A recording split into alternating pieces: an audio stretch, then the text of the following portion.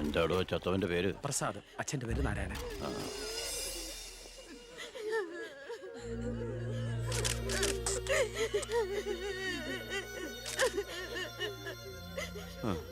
പ്രസാദിന്റെ അച്ഛൻ ഈ ഇരിക്കുന്നു. നാരായണേട്ടാ, പ്രസാദ് എപ്പോഴും പറയുമായിരുന്നു അച്ഛനെ കുറിച്ച്. വിഷമിക്കരുത്.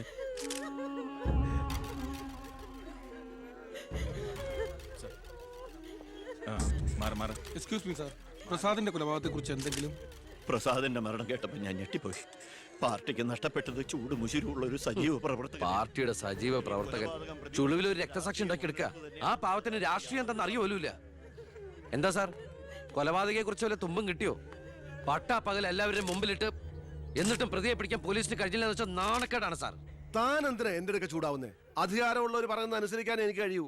അധികാരം ഉണ്ടോ എനിക്ക്? എങ്കിൽ താൻ പറയുന്നത് അക്ഷരം പ്രതി അനുസരിക്കാൻ ഞാൻ. രാജ്യത്തിന്റെ തന്നെ അഭിമാനമാണ്. കൊലപാതകയെ പറ്റി വ്യക്തമായ സൂചന എനിക്ക് ലഭിച്ചിട്ടുണ്ട്. എങ്കിൽ പിന്നെ സാറിനെ അവരെ അറസ്റ്റ് ചെയ്തൂടെ? വെറുതെ അറസ്റ്റ് ചെയ്തിട്ട് കാര്യമൊന്നുമില്ല. സാക്ഷികൾ വേണം. അല്ലെങ്കിൽ കോടതിയിൽ നിന്ന് പുല്ല് പോലും ഇറങ്ങിപ്പോരും.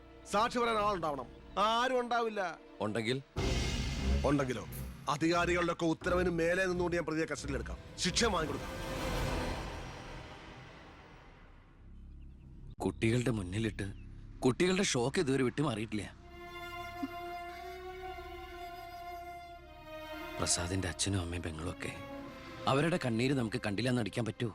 വേണ്ട കുഞ്ഞെ, അവരൊക്കെ വലിയ വലിയ ആളുകളാ. എനിക്ക് ഇവളല്ലാതെ വേറെ ആരുമില്ല. കൊള്ളാവുന്ന ഒരുത്തരെ ഇവളെ കൈപിടിച്ചു കൊടുത്ത് മനസമാധാനത്തോടെ മരിക്കണം എന്നാ എന്റെ ആഗ്രഹം. ശരി, പ്രസാദിന്റെ കൊലപാതകത്തിൽ നിന്ന് നമുക്കങ്ങനെ ഒഴിഞ്ഞു മാറാൻ പറ്റൂ? ഒരു തരത്തിലും നമുക്കില്ലേ പങ്ക്? താൻ ഒരാൾ വിചാരിച്ചാല് കൊലപാതകയെ കോടതിയുടെ മുമ്പിൽ കൊണ്ടുവരാൻ പറ്റും, വ്യക്തമായ സാക്ഷിമൊഴികളോടെ. എന്നെ വിശ്വാസമില്ല ശരിക്ക്. ഞാൻ വരാം. ഏത് കോടതിയിൽ വേണമെങ്കിലും. മോളെ, ഒരു കുഴപ്പമുണ്ടാവില്ലമ്മേ.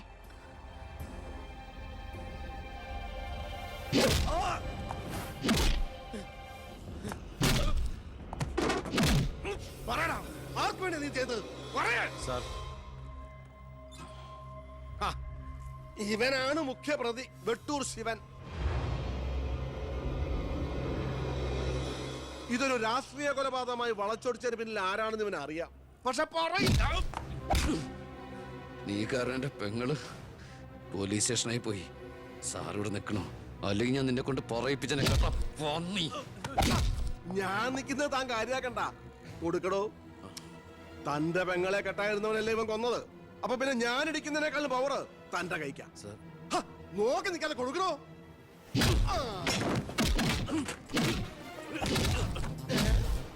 തിരിച്ചടിക്കാൻ എന്റെ അച്ചു വീടോ? ഇടിച്ചു തന്നെയോ? ഇടിക്കടോ.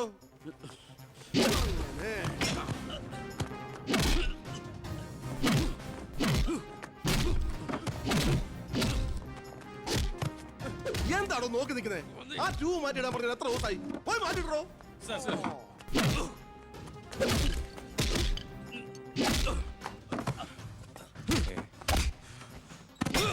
എന്താ സാർ? ഒന്നുമില്ലടോ. പോലീസ് സ്റ്റേഷനിൽ കൊണ്ടുവന്ന് പ്രതി ഓടി രക്ഷപ്പെടാൻ ശ്രമിച്ചു. പിടികൂടിയപ്പോ പറ്റിയ മുറിവുകളാണ് ദേഹത്തെന്ന് FIR എഴുതി ചേർന്നു. സാർ,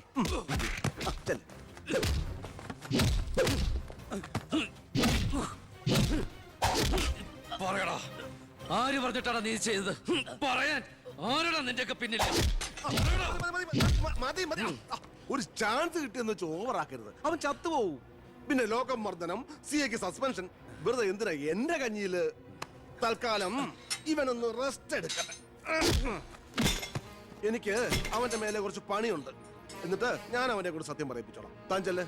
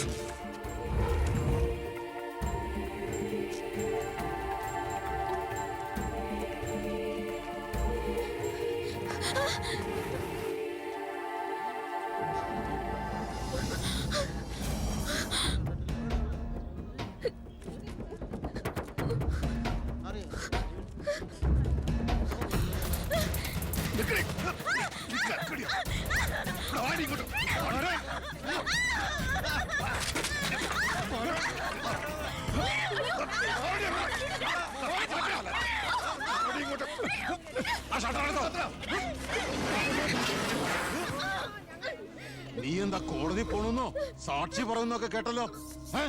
ശരിയാണോടി? നീ കണ്ടതല്ലേ കൺമുമ്പിൽ ഒരു പാവത്തിനെ കൊത്തി നുറുക്കിയത്? നിനക്ക് ജീവിക്കണമെന്ന് ആഗ്രഹമില്ലേ? നിന്നെ പോലെ ഉള്ളവരാടി ഞങ്ങളെയൊക്കെ വീണ്ടും വീണ്ടും വഴിതെറ്റിക്കുന്ന. പേടിച്ചു പോയോ? ഞാൻ അങ്ങനെയാ, പെട്ടെന്ന് വയലന്റ് ആയി പോകും. മോള് കോടതി പോണം. ഒന്നും കണ്ടിട്ടില്ല, ആരാണെന്ന് അറിയില്ല, അങ്ങനെ സാക്ഷി പറഞ്ഞാ മതി.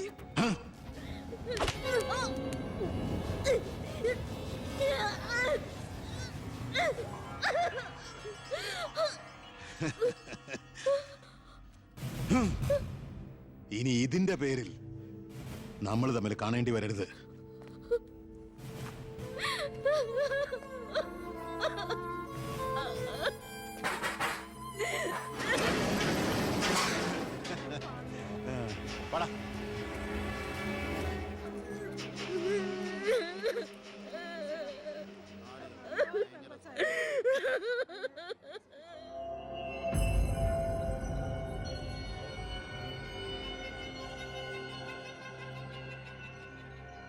രണ്ടുപേരോട് 1000 വട്ടം ഞാൻ പറഞ്ഞതല്ലേ, കല്യാണ പ്രായ പെണ്ണ. ഇനി ആരിവളെ എല്ലാം തൊലച്ചില്ലേ? അതിനിപ്പോ ഒന്നും സംഭവിച്ചില്ലല്ലോ. ആര് വിശ്വസിക്കും? ഇത്രയും പേരുടെ മുന്നിൽ വെച്ച് മറുപടി പറഞ്ഞു പറഞ്ഞു ഞാൻ മടുത്തു. എങ്ങനെ ആശ്വസിപ്പിക്കണ്ടെന്ന് എനിക്കറിയില്ല. ഈ സമയത്ത് പറയുന്നത് ശരിയാണോന്നും അറിയില്ല. ഒരു സഹതാപത്തിന്റെ പുറത്ത് ചോദിക്കുന്നതല്ല, എനിക്കിഷ്ടമാണ് അവളെ. ഞാൻ നോക്കിക്കോളാം, പൊന്നുപോലെ. രാഷ്ട്രീയ കുടുംബമല്ലേ, അവസരത്തിനൊത്ത് പലതും പറയും, നാളെ അത് മാറ്റിയും പറയും. തിരിച്ചറിവില്ലാത്ത പ്രായത്തിൽ നീ കൊടുത്ത കത്ത് മേടിച്ചു എന്ന് പറഞ്ഞ് ആട്ടി പുറത്താക്കിയതല്ലേ ഞങ്ങളെ. ഇപ്പതാ സാക്ഷി പറയാൻ കൊണ്ടുപോയി അവളുടെ ജീവിതവും നശിപ്പിച്ചു. ഇനി എന്ത് വിശ്വസിച്ച അവളെ നിന്റെ കൂടെ അയക്കേണ്ടത്? കൊല്ലൂല്ലെന്ന് എന്താ ഉറപ്പ്? മന്ത്രിയുടെ മോൻ എന്ന പദവിയല്ലാതെ ഇവളെ കൊണ്ടുപോയി പോറ്റാൻ നിനക്ക് വല്ല ജോലി ഉണ്ടോടാ?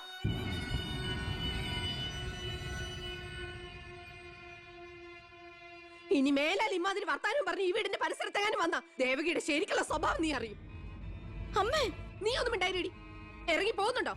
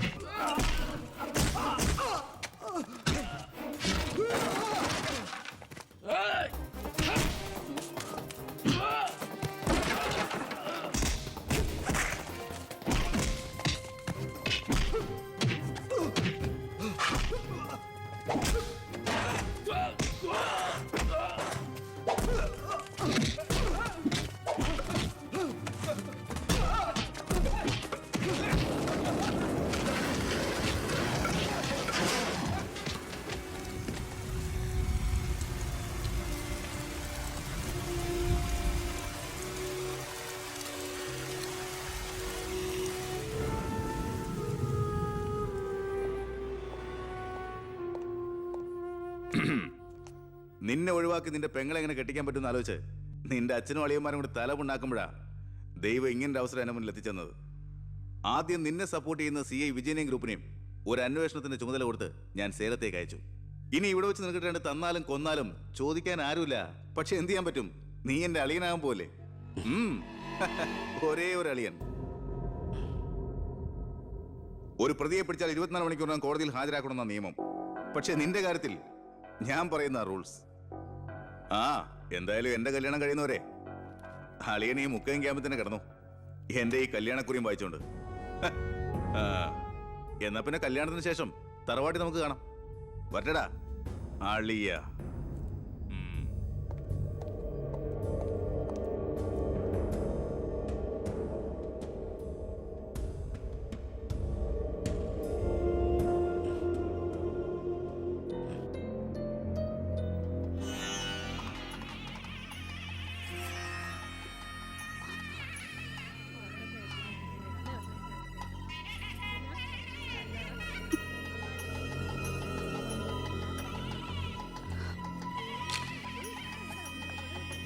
ഇതുവരെ റെഡി ആയില്ലേ?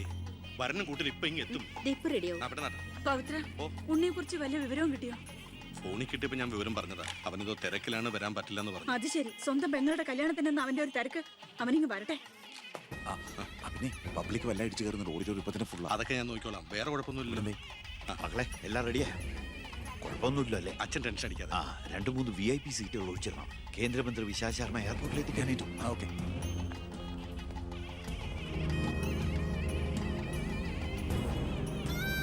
മോളെ,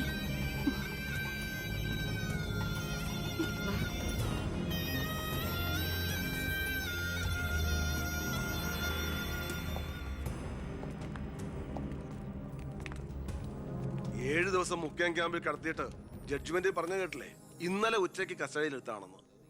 എന്തായാലും FIR ശിക്ഷ ഇളവ് കിട്ടാനുള്ള ചാർജേ ഉള്ളൂ. നിന്നെ ഒഴിവാക്കി നിന്റെ പെങ്ങളുടെ കല്യാണം നടത്താനുള്ള തന്ത്രമായിരുന്നു അതിന് പിന്നിൽ. അത് വെറും കല്യാണമായിരുന്നില്ല. കേന്ദ്രം ഭരിക്കുന്നവരടക്കം കേരളത്തിലെ സകല മന്ത്രിമാരുണ്ടായിരുന്നു. ആരുണ്ടായാലും എന്താ, ഒരേ ഒരു മകനെ ജയിലിൽ അടച്ചിട്ടല്ലേ.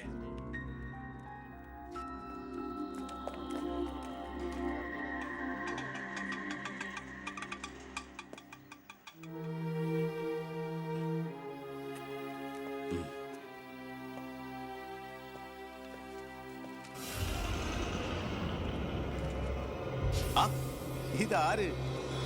അളിയോ?